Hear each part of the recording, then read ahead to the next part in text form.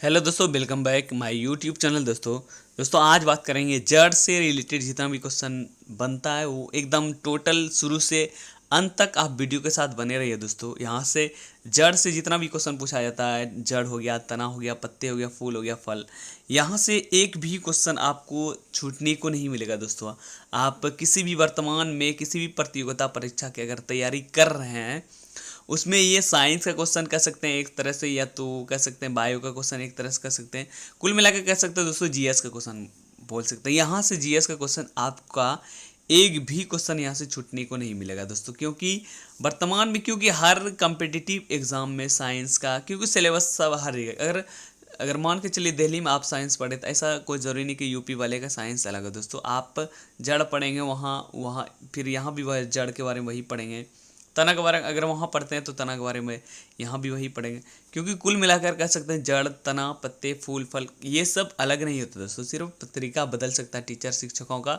पढ़ाने का, लेकिन syllabus same to same ditto by ditto वही रहता है। एकदम जो प्रक्रिया है दोस्तों वही रहता है। सूरज सभी जगह के लिए एक ही होगा, आपके लिए अलग नहीं है। तो दोस्तों आप सभी का स्वागत है हमारे यूट्यूब चैनल में। ये मतलब क्लास स्टार्ट करने से पहले दोस्तों आप सभी को नमस्कार, सलाम, दुआ, प्रणाम। यहाँ पे चलिए हम लोग यहाँ पे वीडियो स्टार्ट करते हैं दोस्तों।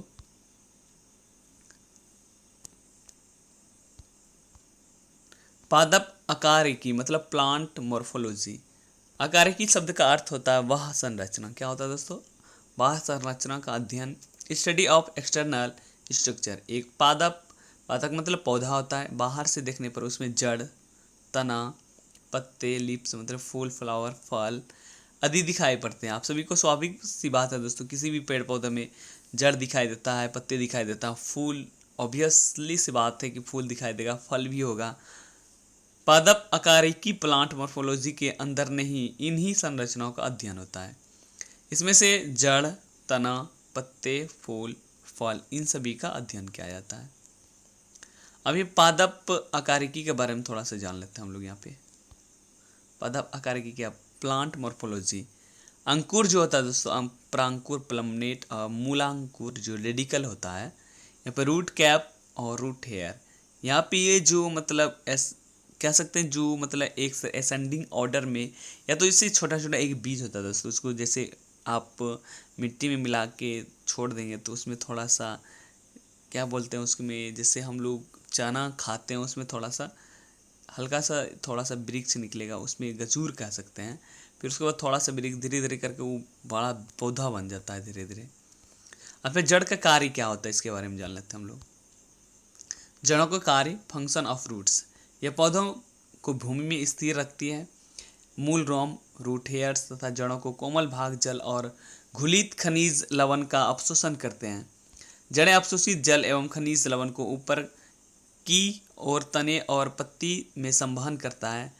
कुछ जड़ें अपने अंदर भोज्य पदार्थ संग्रह करते हैं। प्रतिकूल परिस्थिति में इन संचित भोज्य पदार्थों का पौधों का उपयोग किया जाता है।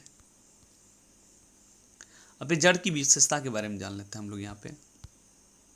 जड़ की विशेषता क्या है, जड़ पौधों के अक्ष का अवरोही भाग होता है जो मूलांकुर रेडिकल से विकसित होता है। भूमि में रहने के कारण जड़ों का रंग सफ़ेद अथवा मटमैला होता है। इसका जो मतलब कह सकते हैं दोस्तों, भूमि मतलब जमीन में रहने के कारण जड़ों का रंग जो होता है सफ़ेद अथवा मटमैला, मतलब मटमैला का मतलब मट्टी के जैसा।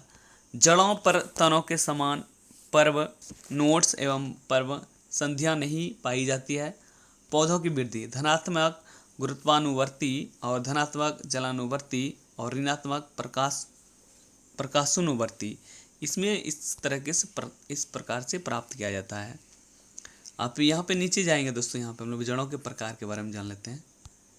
जड़ों के प्रकार, मूसला जड़, रेशेदार जड़ और अपस्थानिक जड़। मूसला जड़ को इंग्लिश में टैप रूट बोला जाता है और रेशेदार जड़ को फाइब्रस रूट बोला जाता है और अपस्थानिक जड़ को एडवेंटिटियस रूट भी बोला जाता है। मतलब कुल मिलाकर 3 प्रकार के जड़ होता है, मूसला जड़, रेशेदार जड़ और अपस्थानिक जड़। अब यहाँ पे सभी के बारे में एक एक करके हम लोग यहाँ पे चर्चा करेंगे। मूसला जड़ क्या होता है और अपस्थानिक जड़ क्या होता है, रेशेदार जड़ क्या होता है। सबसे पहले हम लोग बात करेंगे यहाँ पे मूसला जड़ के बारे में, मतलब टैप रूट के बारे में। इस प्रकार के जड़ में मूलांकुर रेडिकल विकसित होकर एक मुख्य जड़ का निर्माण करता है। मूसला जड़ के चारों तरफ पसार शाखाएं साइड ब्रांचेस निकलती है जिन्हें द्वितीय जड़ सेकेंडरी रूट्स कहते हैं। द्वितीय जड़ों से पुनः पार्श्व शाखाएं निकलती हैं जिन्हें तृतीय जड़ टर्टियरी रूट्स भी कहा जाता है। इस प्रकार यह सब मिलकर मूसला जड़ तंत्र भी बनता है। क्या बनता है? मूसला जड़ तंत्र। इस प्रकार के जड़ें अधिकांशतः द्विबीजपत्री के रूप में भी जाना जाता है या पाई जाती है। द्विबीजपत्री में मतलब दो बीज वाले पत्री में मूसला जड़ पाया जाता है। उदाहरण के रूप में जो द्विभुज मतलब इसमें जो मूसला जड़ जो प्राप्त होता है किस किस पौधे में, आम का पौधा जो पेड़ होता है उसमें मूसला जड़ प्राप्त होता है। मूंगफली का पौधा उसमें भी मूसला जड़ प्राप्त होता है। और चना का पौधा जैसे कह सकते हैं रबी फसल जिसमें होता है दोस्तों, चना मटर हो गया, इन सभी में मूसला जड़ प्राप्त होता है। अब मूसला जड़ आप सभी को पता चल गया दोस्तों, चना हो गया मतलब कह सकते हैं रबी की फसल में जितना भी चीज़ उगाया जाता है हो सकता है सभी में मूसला जड़ पाया जाता होगा। मूसला जड़ मटर, चना, मूंगफली, आम सभी में पाया जाता है। मूसला जड़ों के रूपांतरण क्या होता है इसके बारे में जान लेते हैं। मॉडिफिकेशन ऑफ टैप रूट मतलब मूसला जड़ों का रूपांतरण।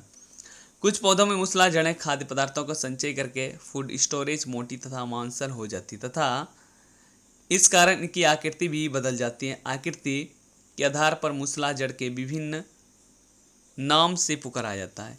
विभिन्न नाम से क्या पुकारा जाता है दोस्तों? मूसला जड़ को विभिन्न नाम से भी पुकारा जाता है। तुर्क रूपी मतलब फ्यूजीफॉर्म। इस प्रकार के मूसला जड़ें मध्य में फूली हुई तथा आधार एवं शीर्ष की ओर पतली होती हैं, जैसे मूली मतलब रेडियस। अब यहाँ पे मूसला जड़ों का रूपांतरण के बारे में जान लेते हैं। मॉडिफिकेशन ऑफ टैप रूट मतलब मूसला जड़ों का शंकु रूपी। इस प्रकार के मूसला जड़ें आधार की ओर मोटी तथा नीचे की ओर क्रमशः पतली होती, जैसे कि गाजर मतलब गाजर को एक मूसला जड़ के भी रूप में जाना जाता है। कुंभी रूपी मतलब नेपी फॉर्म जड़। इस प्रकार के मूसला जड़ों का ऊपरी भाग लगभग गोल, ऊपरी भाग क्या होता है? लगभग गोल तथा फूला हुआ। ये सभी जो दोस्तों आप देख रहे हैं चुकंदर सब और ये क्या बोल सलजम बोलते हैं, ये सभी जड़ है दोस्तों। ये सभी जो है रेशेदार मूसला मतलब मूसला जड़ के रूप में पाया जाता है। ये सभी जो गाजर सब हम लोग खाते हैं, जैसे मूली हो गया, ये सब जड़ को ही हम लोग खाते हैं तथा नीचे तरफ से एक पतला होता जाता है, जैसे सलगम, चुकंदर मतलब बीट, सलगम मतलब टर्निप आदि। अब यहाँ पे रेशेदार जड़ों के बारे में बात करेंगे हम लोग। यहाँ पे रेशेदार जड़ किसमें में पाया जाता है?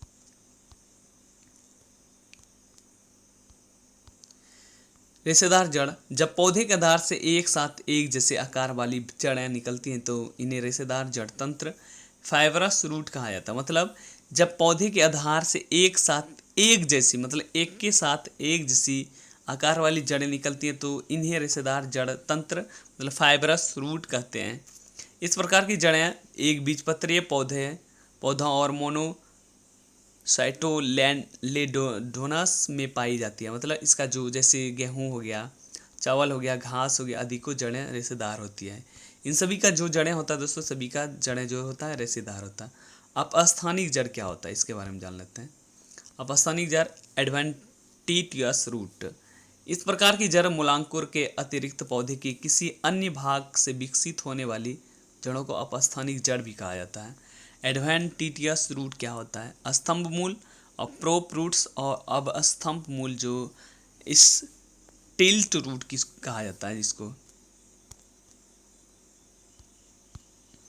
स्तंभ मूल प्रोप रूट्स जो होता है। कुछ पौधों की शाखाओं से अनेक जड़ें निकलती हैं जो मोटी होकर भूमि में प्रवेश कर जाती हैं।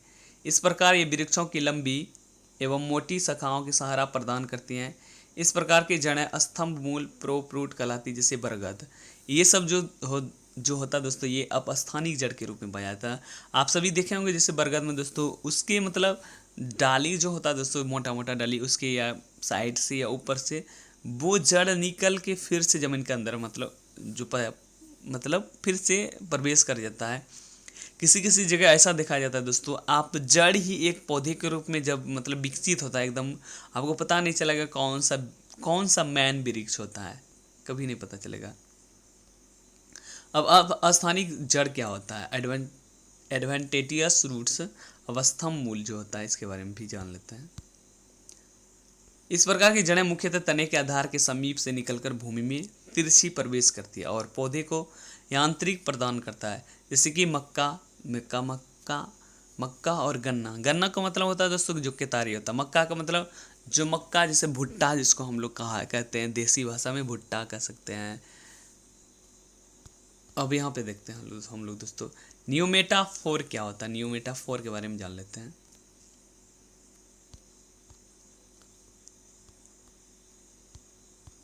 न्यूमेटाफोर राइजोफोरा और राइजोफोरा सुंदरी, मतलब यदि पौधे जो दलदली स्थानों पर उगते हैं, ये भूमिगत मुख्य जड़ों से विशेष प्रकार की जड़ें निकलती हैं, जिसे न्यूमेटाफोर कहते हैं। ये खूंटी के आकार की होती है जो ऊपर वायु में निकल आती हैं। इनके ऊपर अनेक छोटे छोटे छिद्र होता है, जिन्हें मेथोडस जैसे कि राइजोफोरा और सुंदरी के रूप में भी जाना जाता है।